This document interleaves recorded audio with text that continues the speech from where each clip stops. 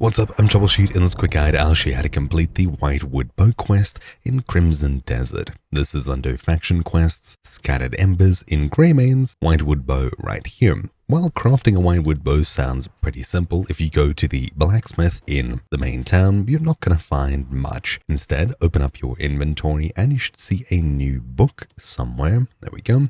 And it's this one over here, Ranged Weapons of the World Volume 1. Unless you've bought this and studied it before, you'll need to open it up and have a look at each page.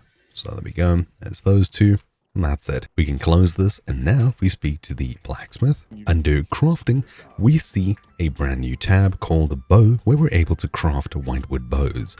We should also have been given the resources to make it, which sounds good, and just like that, we've completed this quest. While it sounds simple enough to do, and it really is, you just need to know that something's hiding in your inventory which isn't necessarily explained to you. Anyways, that's it. All we need to do now is hand it back, and we're done. So, hopefully you found this video useful. Thank you for watching. My name's been Troubleshoot, and I'll see you all next time.